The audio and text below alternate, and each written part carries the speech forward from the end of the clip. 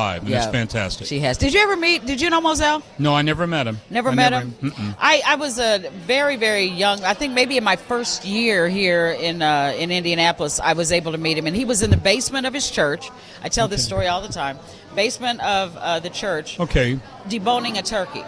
Over there, like on Belmont, where the church? Yeah. Okay, I know where the church was. Yeah, he was in the basement deboning a turkey, preparing meals for those who didn't have it, because he said there were some folks that he passes by every day that may not get a meal, and he wanted to make sure that everybody had a meal at And look what it's Thanksgiving. grown into. And look what it's grown into. Wow. Indeed. I remember when I worked for Frank O'Bannon, we sent him, he was lieutenant governor then, to the dinner, to the thing on Thanksgiving, and it was great.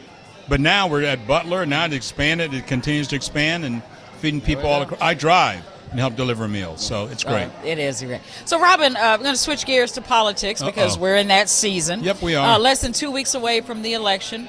What is it that you've been able to ascertain, or what can you share with us as far as what you're seeing in terms of turnout, enthusiasm, whatever you think is significant? Well, first off, we have a chance to make history. We're going to maybe elect the first female black president ever. Mm-hmm. Think about it in our lifetimes. We have the opportunity maybe to see a black man as president and a black woman as president. That in itself is a big deal to me. She has run a tremendous campaign. She's running against the guy that's a threat to our democracy every hour. I think the enthusiasm is there. I think the enthusiasm is nationwide. And I think she's going to do better in Indiana than people think. Really? Yes. Okay. Speaking of Indiana, what can we look for here? A big upset election night. I'm serious. Okay. I believe that Jennifer McCormick is going to pull off a big upset, and that we will be watching national news with a big check mark beside Indiana that she's going to pull off a big upset election and night. And what do you attribute to that? Because I've had so many people talk about that. I have, shared some, even Abdul, and you know who we're talking about. He's going to be on the show tomorrow. Even he had to take kind of a pounding on his social media page for saying what you just said. Right. That it looks like there very well could be an upset. I'm paraphrasing here, but what can you say? It's the year of change. Look, we've had 20 years of Republican rule in Indiana. Mitch Daniels, the former governor, when he ran to get rid of Democrats, said every 16 years you have to weed your garden. So after 20 years, you got to rotate your crops, right? So it's been 20 years of one-party rule, one-party appointments, one-party decisions, one-party ideology. I think people are ready for a change.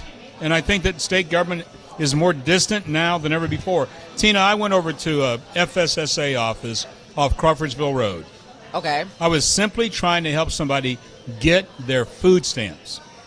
An hour and 20 minutes later, I'm still in line. Government shouldn't be like that. No. I'm not talking about all the lofty things about job creation. I'm talking about the very basic things like access to food. I think that we need to change the way we're doing policy and make more of a priority on people in Indiana and less of a priority on right-wing politics.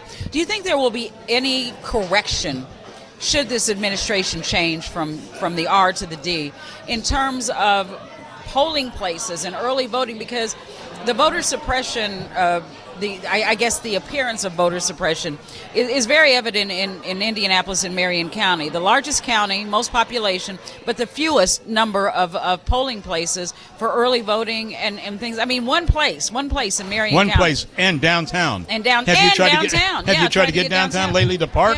Yeah. So, no, I think it needs to be changed. We need to extend the hours. We still are doing 1950 hours. Who's at home at 6 o'clock? Hardly, right? So, and in the morning for working families, if that mother or father or family have got to get a kid out the door to school or a grandkid out the door to school, it's awfully hard to do that and then go vote and then go to work. We need to extend the hours and make that a lot easier. I think we need to push same-day registration, let people register to vote. Oh, my goodness. And then you just saw that the Republican Secretary of State and the Republican Attorney General joined forces 3 weeks before the election to talk about getting rid of 500,000 people to review whether or not they're citizens or not.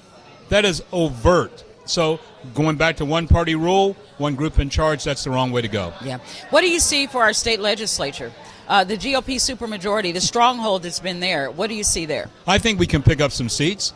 You know, the bottom line is we have to pick up 4 seats to reduce their supermajority. Right now, they don't even need us to show up.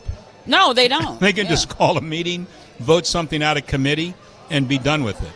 Under this rule, I think getting a supermajority reduced is good. Once again, one party, one rule all the time is not good for our state. It's eliminated a lot of talent. It's eliminated a lot of opportunity for a lot of people in Indiana. Yeah. So, closing thoughts, or before I have to lose you, because I know you got a lot of things to do. So, what is it that you want us to look for in the next several days leading up to? You know what I've been asking everybody to do? Take out your phone and look at your contacts, not other people's, not going to a phone bank, your contacts. Everybody has contacts in their phones. If you don't, but everybody has contacts in their phone. Call your contacts. Tell them to vote. Ask them to call their contacts. I think that goes a lot further than calling a stranger, texting a stranger, doing all those things. Make sure you go vote. Your vote really, and I know it sounds contrite, is your voice. If you don't vote this time, then people will say all the policies that they said they wanted to do are fine because they got elected in spite of saying them. Yeah. Do you really think that there is a problem among African Americans and African American males not voting or not supporting Kamala Harris? I know I said quickly, but I just want to get that last one in there. I think that we are a voting bloc that will give 85% or more of our vote to Kamala Harris. There are other voting blocs, white men, that will give 60% to a guy convicted 34 times, convicted of sexual assault, and numerous bankruptcies. I think we're being wrong focusing on black men. We'll be there on the final analysis to vote, but we're letting the other guys totally off the hook. And keep this in mind that white women voted 11% more for Donald Trump over Hillary Clinton, and 9% more for Donald Trump over Joe Biden. We are talking about issues that matter to families, all families.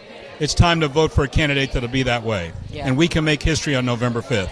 Indeed. All right. Well, thank you so much, Robin. Thank you. Robin Winston, president of the Winston Terrell and well-known political strategist. Thank you for joining us. Thank you so much. Thank you.